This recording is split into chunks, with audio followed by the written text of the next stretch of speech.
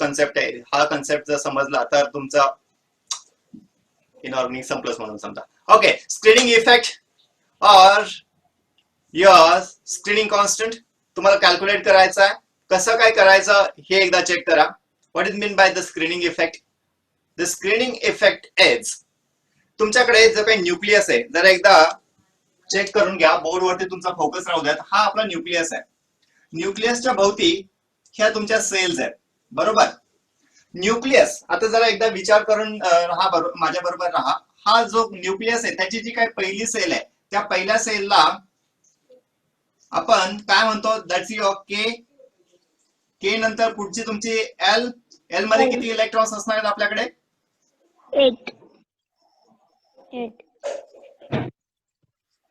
8 electrons आहेत.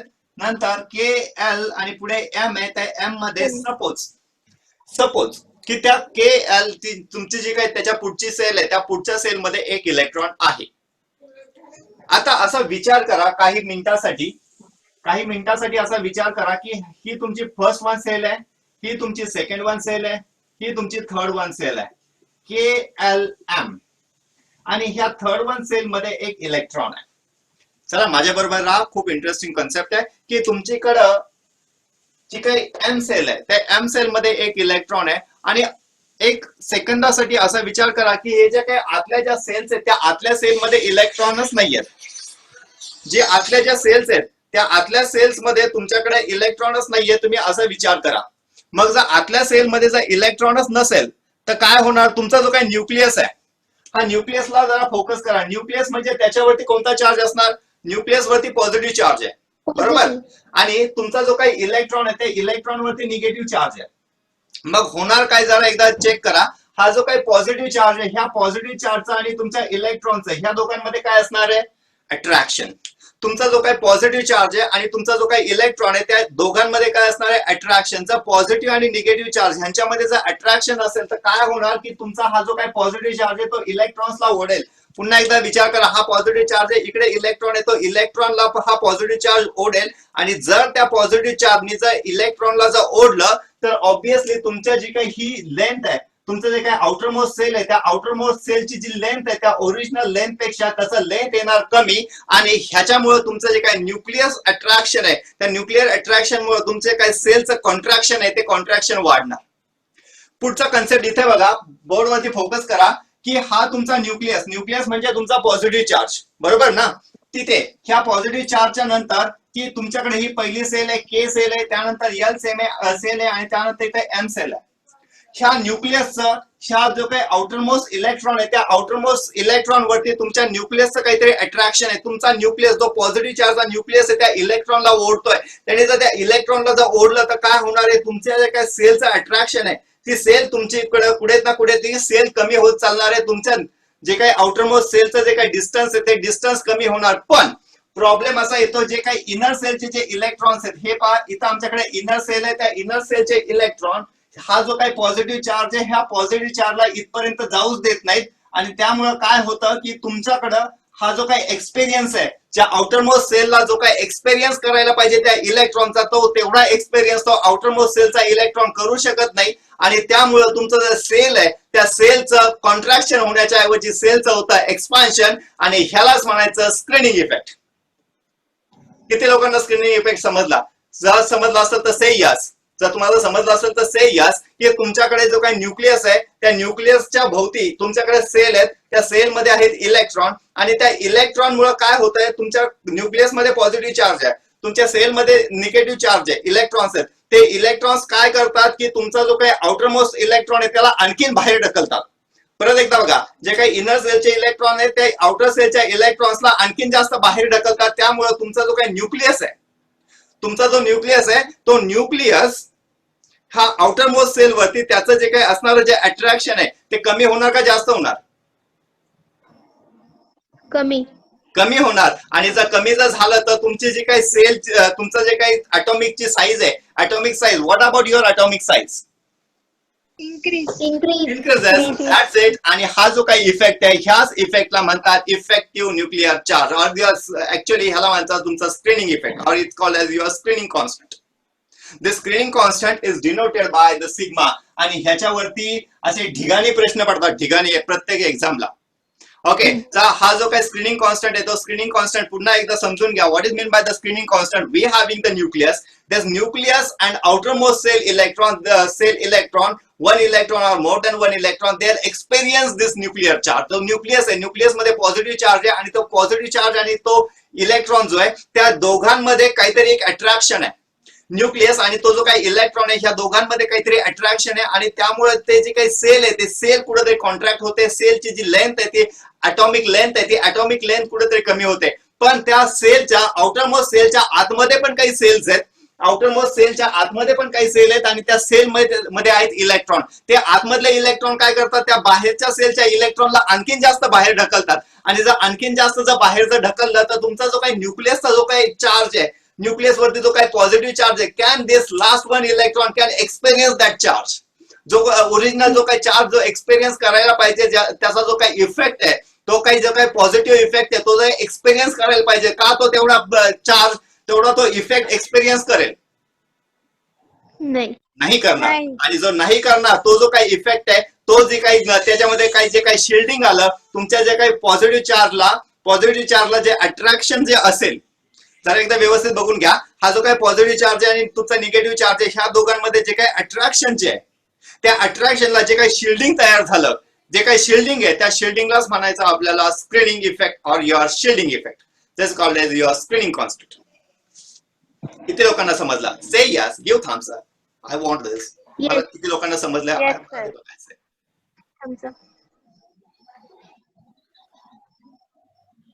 Clear? सगळ्यांना clear? Yes, sir. Okay so आता मला हा इफेक्टिव्ह न्यूक्लिअर चार्ज मला कॅल्क्युलेट करायचा आहे. This effective nuclear charge get calculated bye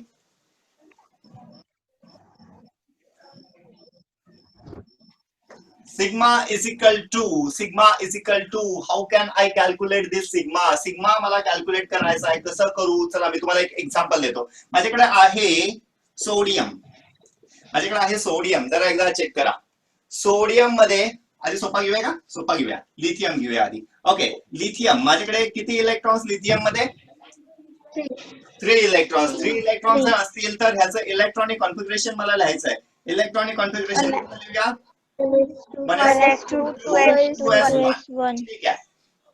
okay 1s2 2s1. आता जर काही माझा आउटरमोस्ट सेलचा जो इलेक्ट्रॉन आहे, खूप छान समजून सांगतो व्यवस्थित लक्ष द्या. जो आउटरमोस्ट सेलचा जो इलेक्ट्रॉन आहे त्या इलेक्ट्रॉन मधनं एक इलेक्ट्रॉन आपल्याला करायचा मायनस.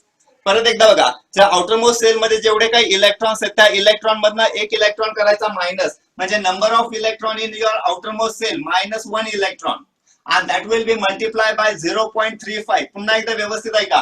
जे आउटरमोस्ट सेल मध्ये जेवढे काही इलेक्ट्रॉन्स आहेत त्या इलेक्ट्रॉन्स मधनं एक इलेक्ट्रॉन मायनस करायचा आणि त्याला मल्टिप्लाय करायचं 0.35 न प्लस तुमच्या त्याच्यामध्ये आतमध्ये पेनल्टिमेट सेल म्हणजे काय? आतल्या सेल मध्ये किती इलेक्ट्रॉन्स आहेत ते बघायचे आणि त्या नंबर ऑफ इलेक्ट्रॉन मधनं काहीच मायनस नाही करायचं. हे जास्त महत्वाचं आहे. पहिल्या ह्याच्यामधनं आपण एक मायनस केला, नंतर आपण काहीच मायनस नाही करणार आणि त्याला मल्टिप्लाय करायचं आपल्याला 0.85 न आणि त्याच्यावरनं आम्हाला काढायचा हा स्क्रीनिंग कॉन्स्टंट, त्याला म्हणायचं सिग्मा. ओके स्क्रीनिंग कॉन्स्टंट मला कॅल्क्युलेट करायचा आहे. Sigma I have to calculate this one N number of electron in your outermost cell. पटकन सांगा. 1 electron 1 - 1 multiply by 0.35 plus number of electron in your penultimate cell. Penultimate cell मध्ये किती electrons आहेत? 2 electrons आहेत. Very good. and that will be multiplied by 0.85. Okay, so 1 - 1 it comes as a 0. 0 into it will becomes as a 0. So 2 into 0.85 and it comes as 1.70. Okay आता जे काही ही आली आपली सिग्माची value. That sigma value we have to put into one formula. That's your Z effective. Z minus sigma हा आपला formula आहे. खूप महत्वाचा फॉर्म्युला आहे, तुमच्याकडे नोट डाऊन करा, प्रत्येक ठिकाणी तुम्हाला हा लागणार. ज्याला कुणाला इफेक्टिव्ह न्यूक्लियर चार्ज समजला ना, संपलं सगळं संपलं. त्याच्यामुळे खूप जास्त आपण ह्याच्यावरती क्वेश्चन घेणार आहेत. तुम्हाला झेड इफेक्टिव्हचा फॉर्म्युला माहित पाहिजे. Z effective is equal to Z minus sigma. आता झेड ची व्हॅल्यू काय कॅल्क्युलेट करायचं? झेड म्हणजे काय तुमचा? झेड काय असतो? What is mean by Z? Z is our atomic number. तुमचा झेड जो आहे, तुमचा लिथियमचा अटॉमिक नंबर किती? 3. 3. ओके. आणि तुमचा स्क्रीनिंग कॉन्स्टंट म्हणजे सिग्माची व्हॅल्यू जी आपण आता कॅल्क्युलेट केली, दॅट्स युअर सिग्मा व्हॅल्यू. सिग्माची व्हॅल्यू किती आली आहे? 1.70. ओके. सो तुमचा झेड इफेक्टिव्ह काय येणार आहे? 3 मायनस 1.70. आलं ना 1.3?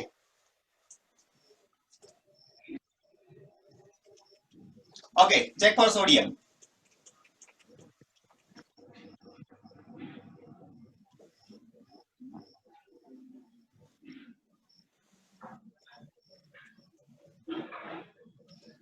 Five point 90. 5.90. आलं का सगळ्यांना? कसं कॅल्क्युलेट केलं?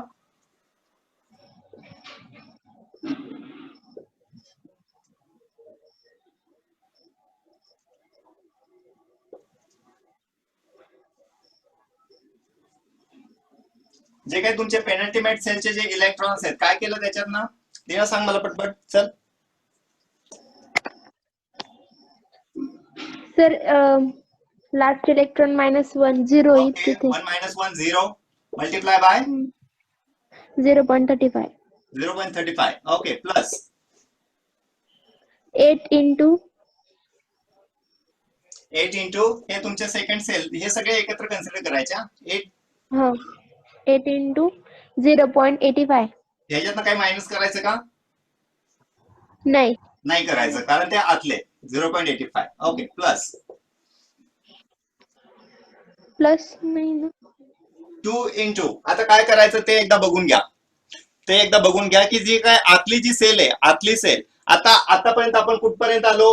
मी तुम्हाला इथपर्यंत सांगितलं. जर शेवटची सेल असेल तर -1 करायचं, त्याच्यातली आतली सेल असेल तर त्याच्यातनं काहीच मायनस नाही करायचं आणि त्याला मल्टिप्लाय करायचं 0.85 न.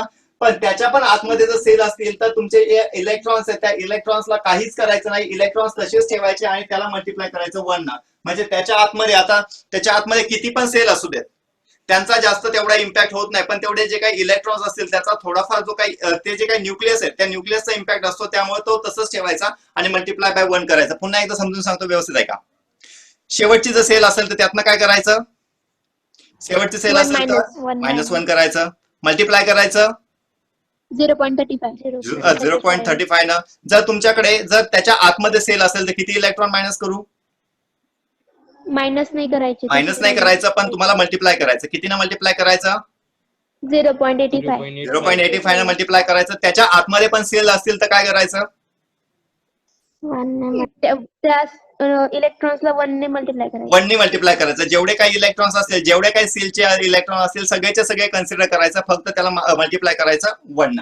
ओके. सो आता काय झालं? इथे आलं 0. झालं ना 0? ह्याला देऊया सोडून. ओके.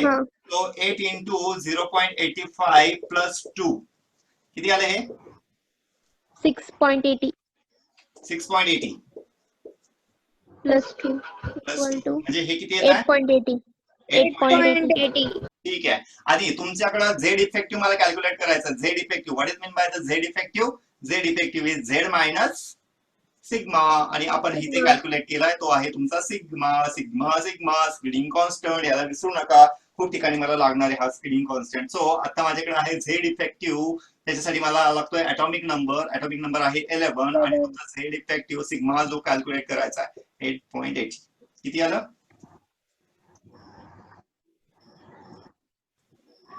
किती आलं? 2.20. किती आलं? ठीक. कुणाला काही डाऊट विचारा. तर आपला जो सिग्मा आलेला असतो तो स्क्रीनिंग इफेक्ट असतो, तो आणि स्क्रीनिंग इफेक्ट असतो. तो जो आणि जो झेड इफेक्ट जो झेड इफेक्टिव्ह असतो तो इफेक्टिव्ह न्यूक्लियर चार्ज असतो का? आणि तो जो काही कम्प्लीट जो झेड इफेक्टिव्ह आहे, तो झेड इफेक्टिव्ह लिहिलाय ना, तो संपला इफेक्टिव्ह न्यूक्लिअर चार्ज. हा. आता त्याचे ऍप्लिकेशन आपण नंतर बघूयात. आता तर आपण सुरुवात केली आहे ना कुठेतरी. आपण स्क्रीनिंग कॉन्स्टंट बघूयात, स्क्रीनिंग कॉन्स्टंट नंतर झेड इफेक्टिव्ह बघूयात, आणि त्याच्यानंतर आपल्याला तुम्हाला पुस्तक संपुस्तर ऍप्लिकेशन आहेत प्रत्येक ठिकाणी. कुठं ना कुठं तुम्हाला हेच शब्द, आणि कोणता क्वेश्चन असला ना इनऑर्गॅनिकचा, एवढ्या दोन शब्दावर बोलायचा. Z effective nuclear charge, screening constant. Due to that this तुम्हाला एक्झामला ना असा क्वेश्चन आला ना एखादा इनऑर्गॅनिकचा क्वेश्चन, आणि तुम्हाला सॉल्व्ह नाही झाला ना, कुठेतरी असे 2-4 शब्द वापरायचे. Due to Z effective, due to presence of effective nuclear charge, this things happens. कुठं ना कुठं संदर्भ लागूनच जातो. ओके, चला तुमच्याकडे पुढचा इलेमेंट आहे. I will take carbon. Carbon घ्या, कार्बन, आणि कार्बनचा झेड इफेक्टिव्ह कॅल्क्युलेट करा. You enjoying the lecture? छान वाटतंय काहीतरी वेगळं शिकल्यासारखं? Yes sir. Okay, yes sir. Carbon हवाय मला, carbon.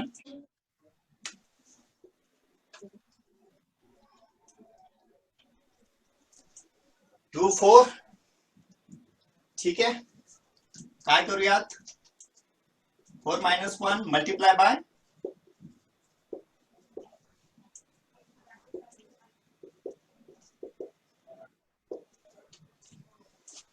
Screening constant.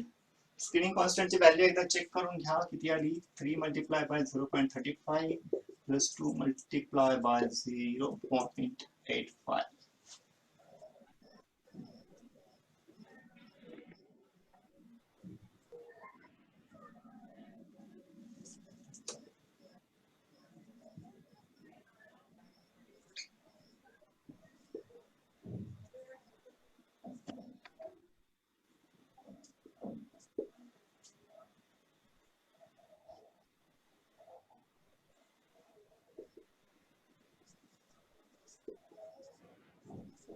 Sigma check करा बरं, एवढं झालंय का? 2.75. Yes. Yes. Z effective calculate करा. Z effective Z minus sigma. कार्बनचा ॲटॉमिक नंबर 6 मायनस 0.75 3.25. पुढचं एकदा कॅल्क्युलेट करा. I will give you zinc. Zinc check करा. झिंक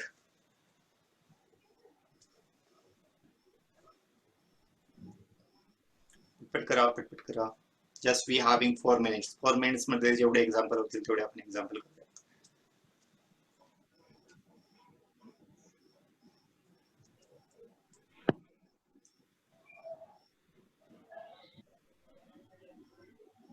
आठ 18 आणि नंतर 2.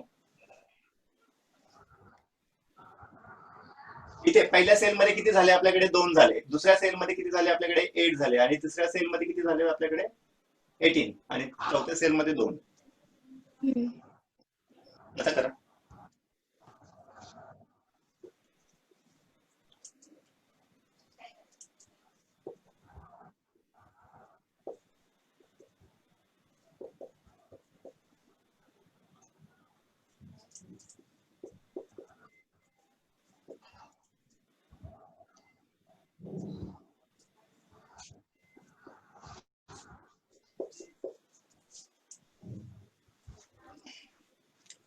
लेस than 1 minute is remain. So आता मी जे काय सांगतोय ते एकदा व्यवस्थित लक्ष द्या.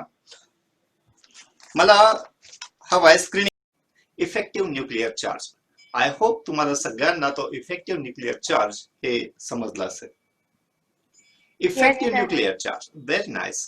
पुन्हा एकदा मी एक्सप्लेन करतोय, एकदा रिवाइज करूया, नंतर आपण पुढे जाऊया. जो न्यूक्लिअर चार्ज आहे, काही खूप इंटरेस्टिंग कन्सेप्ट आहे. जो काही न्यूक्लिअर चार्ज आहे, तो न्यूक्लिअर चार्ज तुमच्या इलेक्ट्रॉन वरती इम्पॅक्ट करणार आहे. बरोबर आहे. न्यूक्लिअर चार्ज म्हणजे काय? आपला जो काही न्यूक्लियस आहे, न्यूक्लियस मध्ये तुमच्याकडे प्रोटॉन्स आहेत, आणि ते प्रोटॉन्स तुमच्या एक्सटर्नल इलेक्ट्रॉन्स वरती इम्पॅक्ट करणार आहेत. काय इम्पॅक्ट होणार आहे? साधा सोपा फंडा आहे. माझ्याकडे जर न्यूक्लियस असेल आणि तो न्यूक्लियस पॉझिटिव्ह चार्जचा आहे, तो त्या इलेक्ट्रॉनला, एक्सटर्नल इलेक्ट्रॉन्सला पूल करेल. जर पॉझिटिव्ह न्यूक्लियस आणि निगेटिव्ह इलेक्ट्रॉन्स ह्यांच्यामध्ये जर अट्रॅक्शन असेल, तर ऑब्विसली तुमचे जे काही रेडिया आहे, ते रेडिया कुठेतरी कमी होणार आहे.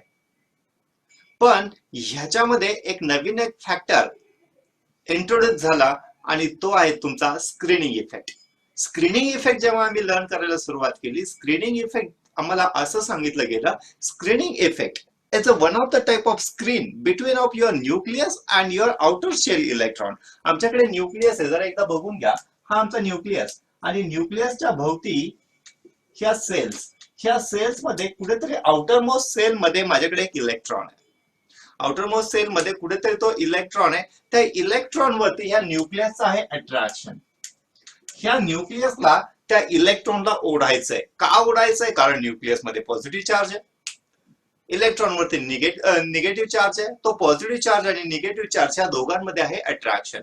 पण प्रॉब्लेम असा येतो, ह्याच्यामध्ये आतमध्ये काही इलेक्ट्रॉन्स आहेत तुमच्या इनर शेल मध्ये, आणि जे काही इनर शेलचे जे इलेक्ट्रॉन्स आहेत, ते इनर शेलचे इलेक्ट्रॉन्स करतात असं की तुमचा हा जो इलेक्ट्रॉन आहे, ह्या इलेक्ट्रॉनला थोडस बाहेर ढकलतात. कारण का? त्याच्यामध्ये जास्त एनर्जी आहे, ते जास्त तुमच्याकडे निगेटिव्ह चार्ज ते जे एक्झर्ट करतील, आणि तो निगेटिव्ह चार्ज एक्सटर्नल इलेक्ट्रॉन त्याच्यावरती निगेटिव्ह चार्ज, दोन निगेटिव्ह चार्ज एकमेकांना करतील रिपेल, आणि तुमचं जे काही ओरिजिनल जे तुम्हाला ॲटॉमिक रेडिया यायला हवी तेवढी ॲटॉमिक रेडिया येत नाही, आणि ह्यालाच म्हणतात स्क्रीनिंग इफेक्ट.